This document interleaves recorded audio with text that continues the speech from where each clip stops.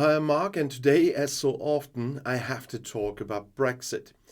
Against the background of repeated delays in border traffic with the EU, the British government is planning to simplify customs checks. A plan presented on Wednesday provides, among other things, for the classification of commercial goods into risk categories. Live animals, seedlings, products of animal origin, and plants are to be divided into different risk groups, and the checks are to be adapted depending on the country of origin. Simplified and digitized export, that's with the health certificates, are to be used for animal products as early as spring. Simplified checks procedures should also apply to companies with a separate license. The draft reform also provides for the establishment of a single point of contact for trade, which will be responsible for both imports and exports. The new rules are to be implemented in several steps by the end of October 2024. According to the government paper, investments of more than £1 billion, that's an equivalent to around 1.14 billion euros, are planned to implement the plan. The plan will eliminate the previously cumbersome and frustrating approach to checks and replace it with a more targeted and database system, they say. A few days before the draft was presented, there was considerable delays at the border at the port of Dover and sometimes chaotic scenes when leaving the country. British Home Secretary Suella Braverman had denied any connection with Britain's exit from the EU, but a government spokesman admitted that new processes after Brexit had played a role. After Great Britain left the EU internal market and the customs union at the beginning of 2021 as a result of Brexit, there were repeated traffic jams and considerable delays in customs traffic between Great Britain and the EU. Many companies in Great Britain have reduced their trade with EU countries in view of the increased bureaucratic requirements, the delays, and additional costs since Brexit. But Brexit is also causing problems elsewhere.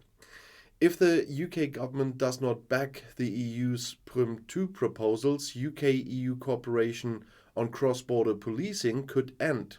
And this would exclude the British police from the EU-wide databases. I talked about the possibility last year already. Police cooperation could end if proposed changes to the EU rules on the exchange of police data come into force without the trade and cooperation agreement being updated.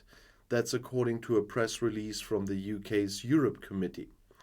Since leaving the EU, the UK has continued police cooperation with the EU as part of its trade deal.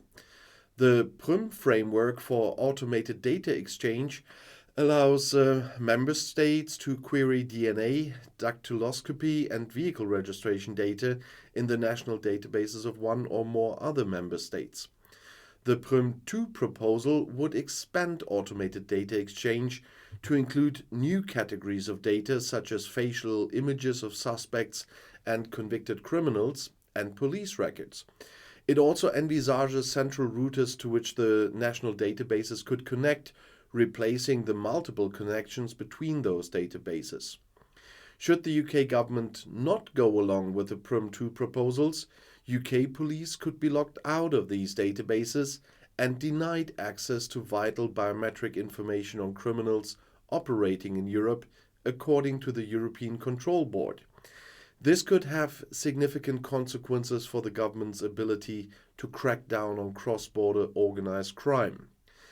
The chair of the European Control Committee, Sir William Cash, wrote a letter to Security Minister Tom Tugendhat asking him to clarify how the government intends to respond to the Prim II proposals and whether the status quo of cooperation is still an option.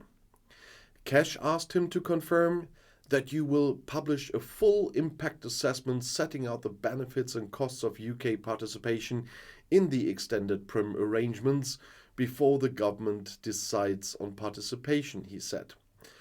Prim II refers to the second stage of the Prim framework, which is a set of agreements and arrangements among several European Union member states for enhanced cooperation and information exchange in the area of law enforcement and security. Prim II builds on the original Prim Agreement, which was signed in 2005 and aimed at improving cross-border law enforcement cooperation through the exchange of DNA data, fingerprints, and vehicle registration data.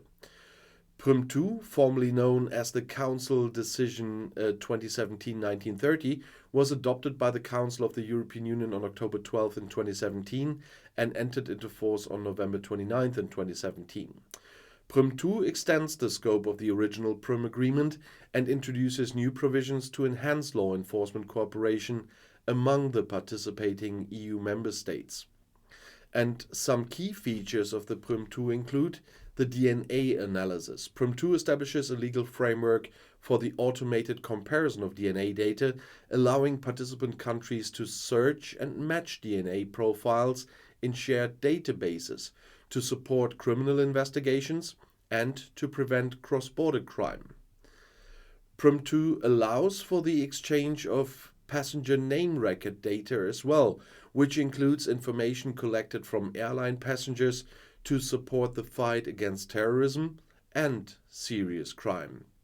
And Prim II extends the exchange of vehicle registration data, enabling the participating countries to share information on registered vehicles and also their owners and related data to combat vehicle-related crime. And Prim II introduces provisions for the exchange of facial images, allowing participating countries to share facial images for identification purposes in criminal investigations. Prim II is part of the broader efforts by the EU member states to enhance cross-border law enforcement cooperation and information exchange to combat terrorism, organized crime, and other serious offenses. It aims to facilitate faster and more efficient information sharing among participating countries and improve their ability to prevent and investigate cross-border crime. However, it also raises concerns about data protection, privacy, and human rights, and its implementation is subject to compliance with relevant EU and national laws on data protection and privacy. But this is just once again two more examples on the benefits of Brexit. And once again, benefit. Yeah, the word is melting into my mind, obviously. No, Brexit is indeed a gift that keeps on giving on a multitude of areas. And I'll see you in my next video. I'll be back.